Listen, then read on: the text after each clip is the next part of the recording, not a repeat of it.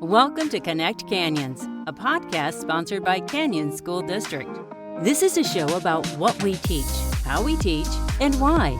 We get up close and personal with some of the people who make our schools great. Students, teachers, principals, parents, and more. We meet national experts too. Learning is about making connections. So connect with us. Welcome to another episode of Connect Canyons. I'm your host, Stephanie Christensen, and today we're diving into the most exciting and sometimes daunting time of year, back to school. Today we've brought in two experts on, those things that you just need to know to get your kids back to school and ready for all the adventures that are ahead of them. Today we have Sally Sansom, Director of Elementary Schools, and Mindy Robison, Director of Middle Schools for Canyon School District. Welcome, ladies. Thank you. First, we're going to start off. What are some of the things that you recommend to parents on getting their kids back to school and in that back to school routine?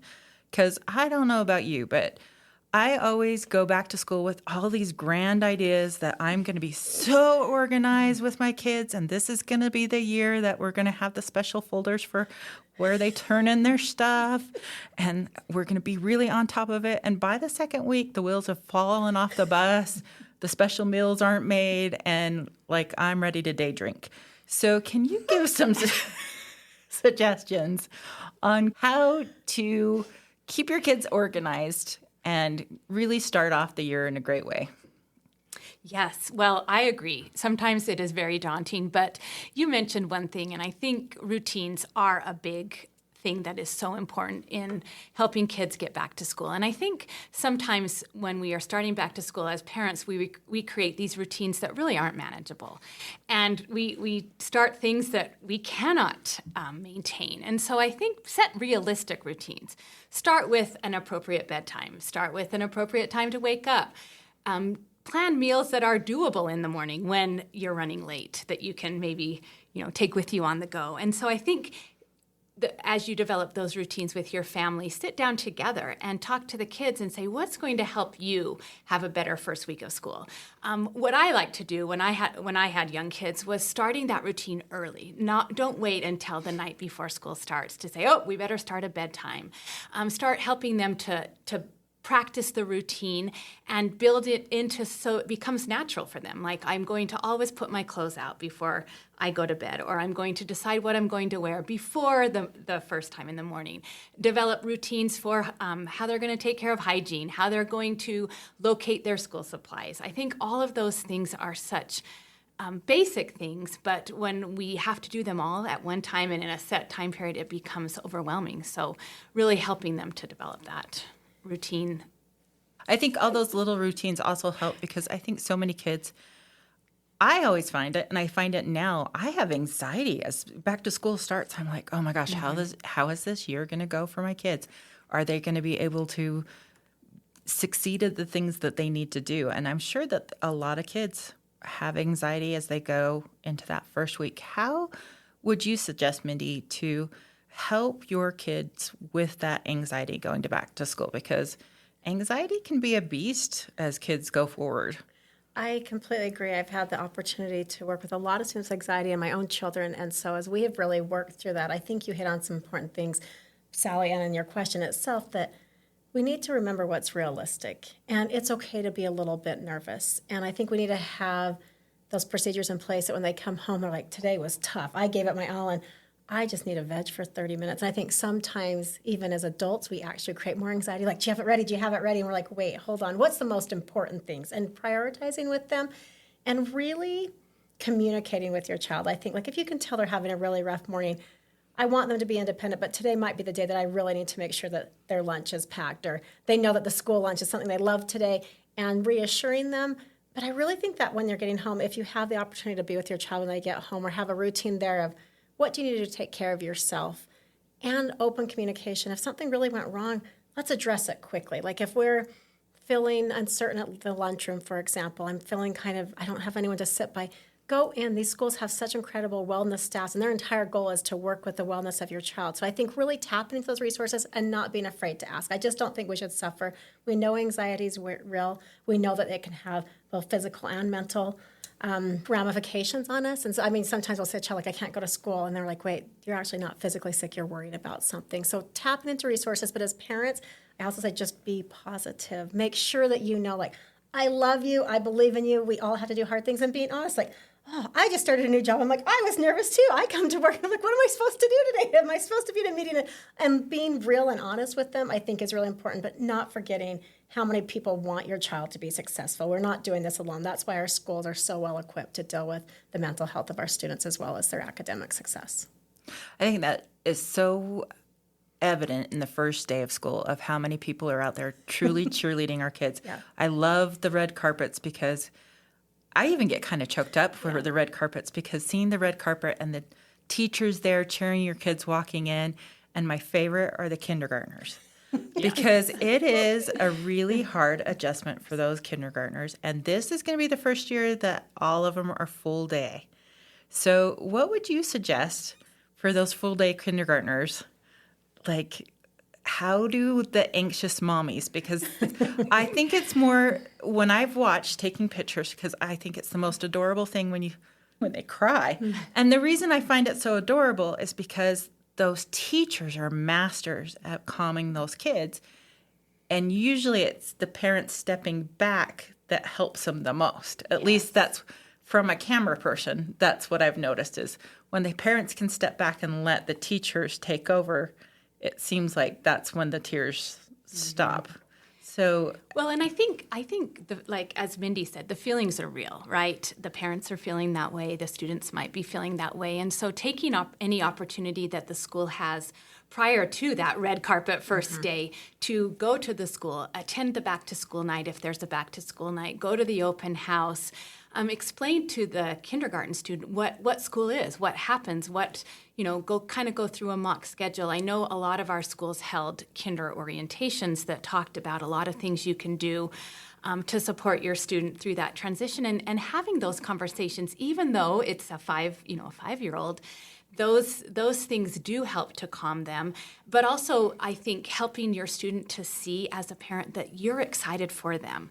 A lot of our kids look to us, and if they see as a mom, I'm struggling and I don't want them to go, they start to feel that emotion. And I think sometimes that's where that separation, where the teacher welcomes them into the room and we send mom or dad or guardian home, that we see a switch with the student, that they realize, mom, dad, guardian wants me here, my teacher wants me here, and I'm going to have a great day.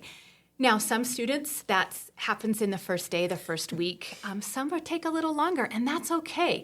Don't expect your child to be just like the neighbor child or your other children that you've sent to school. Every student's unique. Every student expresses their anxieties or their fears or their happiness with going back to school in a different way. And so I think individualizing each child is so important. And then reaching out. As you mentioned, as Mindy mentioned, the schools are full of resources and they are all there to help you. So don't be shy in expressing, your concerns, even as a parent. If you have concerns about school, there are resources and things we can do to support you. We welcome volunteers. Come in and volunteer in the school. Our schools also need employees, ESP employees. That's another great way for parents to really feel that they're involved. But also, I think once you become involved in the school and you see the care and concern and love that is there for your child, it eases your anxiety for that as well. I know it has for me. I'm a super anxious person. And as soon as I started working for Canyon School District, it was like, okay, this mama bear can calm down a little bit because there's a lot of other mama bears that are out there watching my kids. And when you know the love and concern and care that goes in to every decision and every child, it really does help. It does give you a different perspective. I really wish that being a substitute teacher was treated like jury duty, because I think if you had that opportunity to not only see how hard it is to be a teacher, but to see how much love is in a school every day, I think it would change your perspective on, it is hard to let your kids go out into the world. Absolutely. But it also might show you like, oh, what I need to do to get homework done and what's going on, what they're learning. Because a lot of times it's not easy to get your kids to tell you what they're working on. I And we agree. have a lot of tools for Yes. that. And as a parent, sometimes all those tools kind of overwhelm me. I feel like I'm gaining 8,000 Skyward messages and 8,000 Canvas messages telling me your kid needs to turn in X million pages of what's the best way to deal with I all actually of think that's a that? great question. And I think, too, this is funny, almost in talking about routines, almost routines as a parent. Knowing myself and saying, how often am I checking grades, especially in the secondary schools, obviously with Canvas and parent score. Now you have so much access that you have to decide as a parent, how much independence am I giving my child, but how far before I need to make sure I'm intervening so things aren't happening. And I think for personally, both I've been in elementary and middle schools and my own kids who are in high school, like I had to do it for me once a week. Like that was enough that didn't go so far off the pathway. And I did it on Fridays because I was available to help on the weekends. I also didn't do it on a Monday night where I'm like, I got to go to bed now and I'm not helpful and I'm just angry. So actually really thinking through the routine. And like you said, you can have the Canvas Observer one, but this is where you said, any open communication you can have with your kid. Are you struggling? Do you need support? I see you're doing fantastic in this. And I mean, they are amazing middle schoolers, but they aren't always 100% honest with you as a parent about their grades. And so they'll be like, oh, did you tell your parents that you had it during the last 5 assignments? You're like, that might not have been the conversation. So giving them grace, but also, especially in the middle schools, this is a time to learn about grades. This is not high school. We're not credit bearing, but building those habits both as the parent, because, I remember even as a teacher, this one parent that would email me every night, I don't think their grades are up to date. And I was like, we've got to create healthy boundaries for this parent. Like, you have tools, but actually my grades are up to date.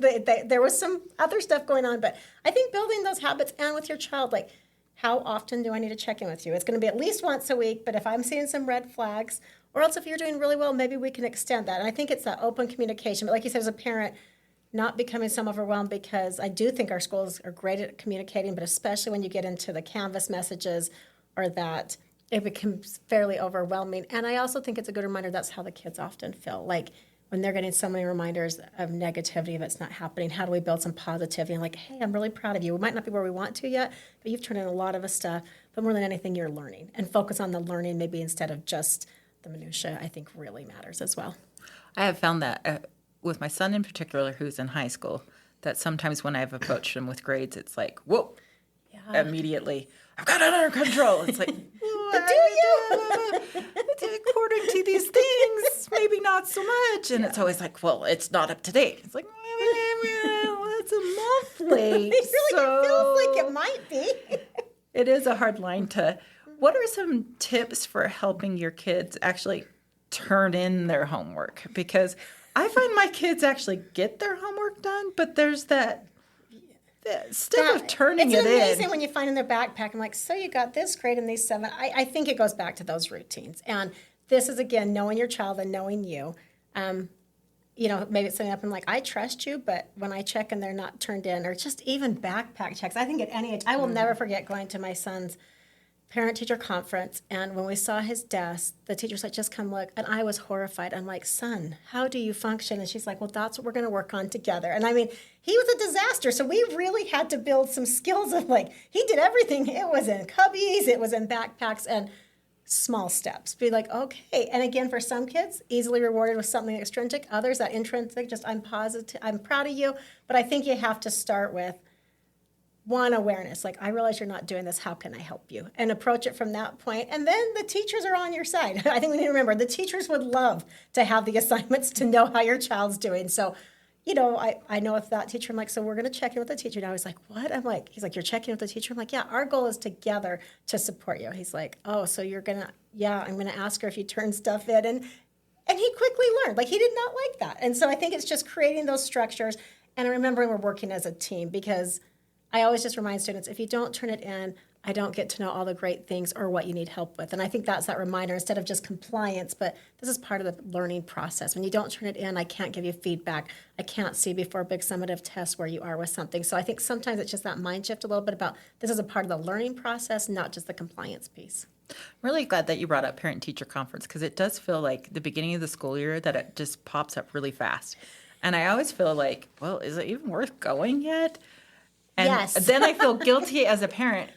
And talk to that. How important is it, that first parent-teacher conference, how important is it for the parents to actually show up, both at elementary and secondary level? Because I'll be honest, I haven't been great at the secondary level. I was Fantastic at amazing at elementary because Same it's here. one teacher. And then, like, middle school and high school, it's kind of like, well, I get grades. Yes, and by design, we've actually moved those times up. So we have conferences starting in September, and that is so we can, again, as teachers and students, establish routines with each other. And if there are concerns, they're identified early so that it's not clear into the middle of November or beginning of November, and there's not time to really steer differently and help that student. The whole goal of parent conferences is to build up that student. Look at the strengths that the student has, look at challenges that student might have, and then develop that individualized support that we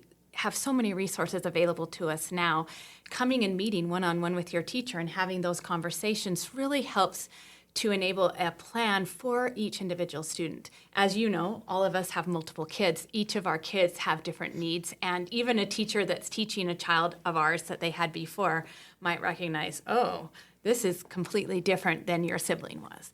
And so I think sometimes parents say, oh, I know the teacher, I don't need to go. But you have that opportunity to have that meeting with your student and your teacher. And so I think for parents knowing that is such a golden opportunity to really have a one-on-one conversation with someone that's spending a large amount of time with your student. And so I think looking at it that way is, how can we show my child that we're a team? There's 3 of us here in this team, the teacher, the parents, and the student. And I think parent conferences are a great way to really do that. And I think similar to what you were saying, I know I didn't miss my kids' elementary. And then by middle school, I'm like, oh, there's 8 teachers.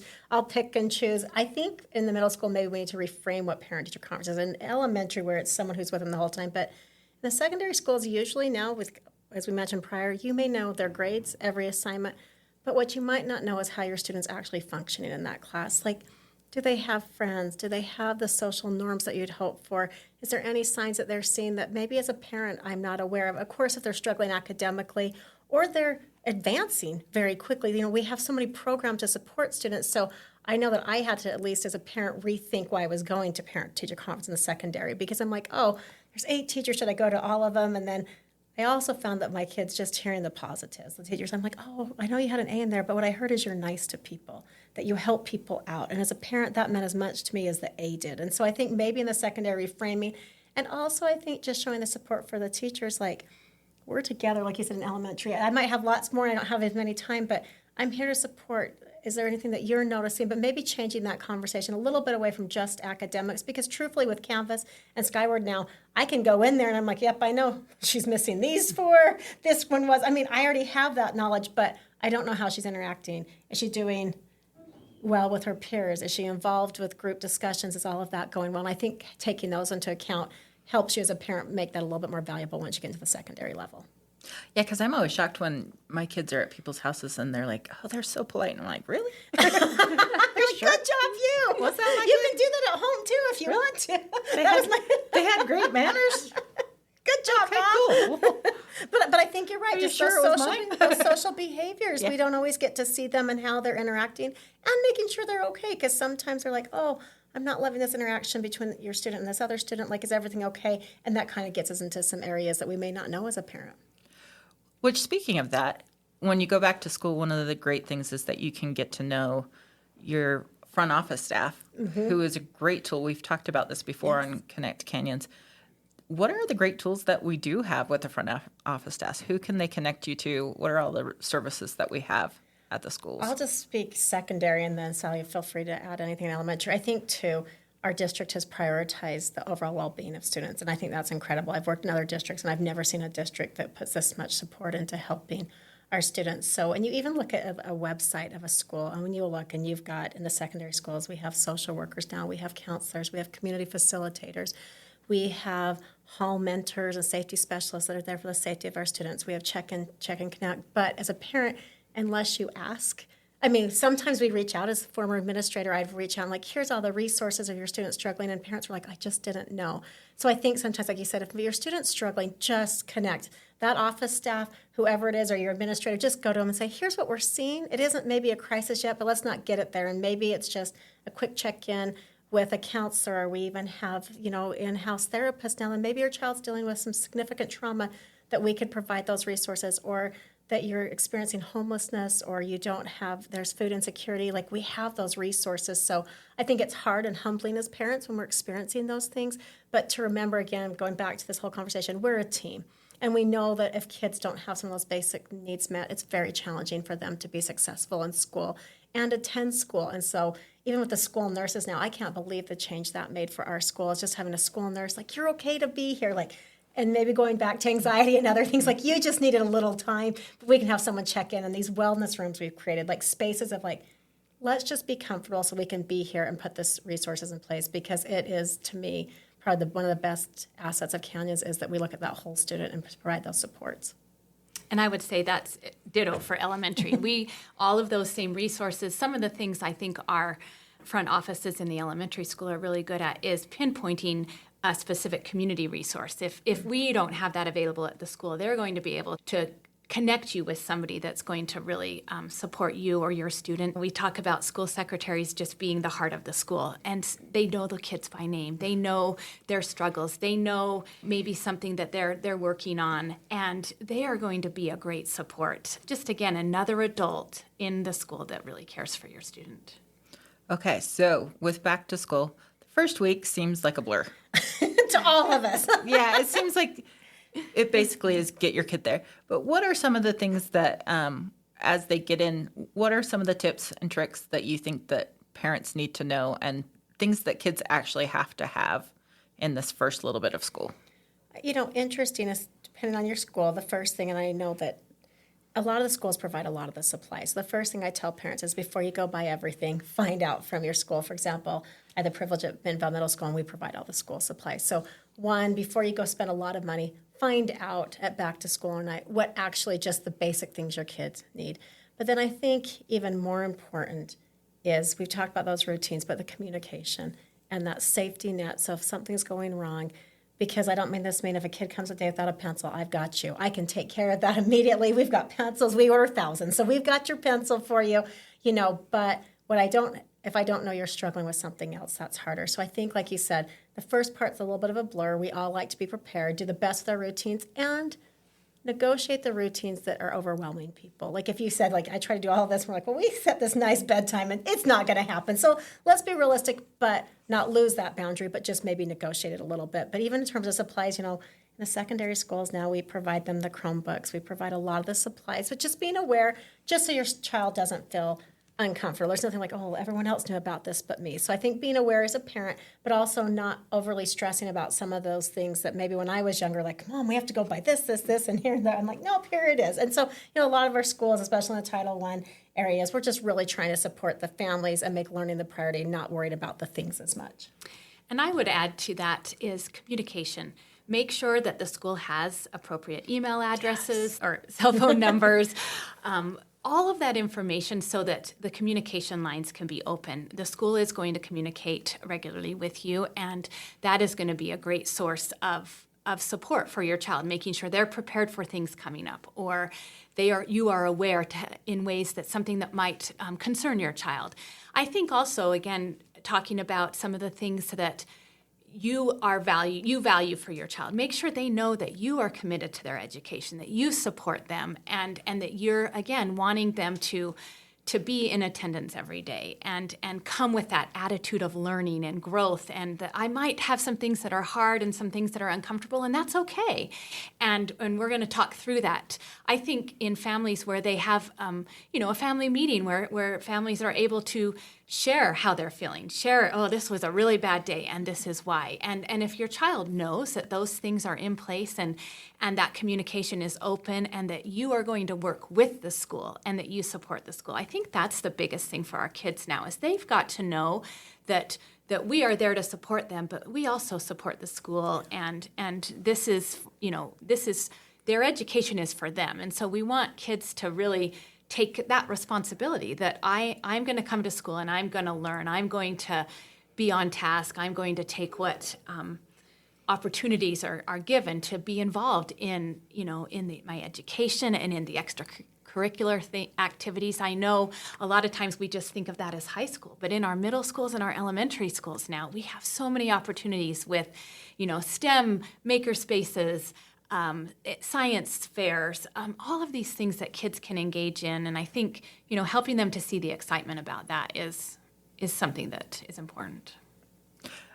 In talking about being involved and actually physically involved, a lot of kids are going to have some separation anxiety from their devices. Yes, they are. There's going to be some schools that have rules where middle schools and secondary schools where they can't have their iPhones and that sounds stupid. They're not all iPhones. But It's okay. Most of the kids like the iPhone. They did a nice marketing job. Devices. Their devices. They can't have their devices. How can you help your kids, have limits and realize that it's not just torture, that, my kids have been like, oh, I'm not going to be able to have my phone at lunchtime. What am I going to do? And I'm like, well, you could do like we did in the old times and talk to our friends and eat. And we survived.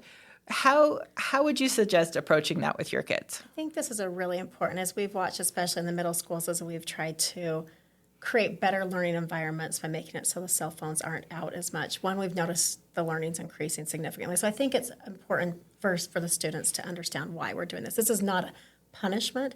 This is about learning and creating an environment where you can learn and you're not distracted. And I think, as we've seen in the last couple of decades, the reliance on the phone, both adults and kids, and I think we need to be honest in that conversation. One, as adults, we could monitor better cell phone behavior. That's one thing at home. I'm like, I cannot be on my cell phone. I'm like, what? I'm showing my kids that that's okay. So I think one, modeling it, going back to the why, and also helping them in a healthy way see, like, you have devices.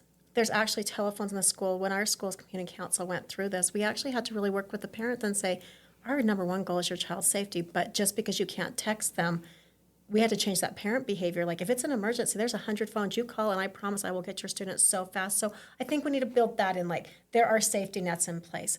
But this would be a good week to start building some of those routines, because if your child has been on the phone from morning to evening, there is going to be, when you talk about anxiety and separation, that is very real. The school's goal is to create a learning environments where they're not distracted. And I think we just have to all work together to remember that and be patient with one another. There's consequences, but I know as we were doing it, like, we gave it some time. Like, we know the first week when you come back, like, you've been on your phone a lot. But like you said, especially at lunch, as the schools have gone that way, they can't believe how exciting it is to see kids talking again and not isolating. And then again, the kids that aren't talking, very obvious and quickly we can help them.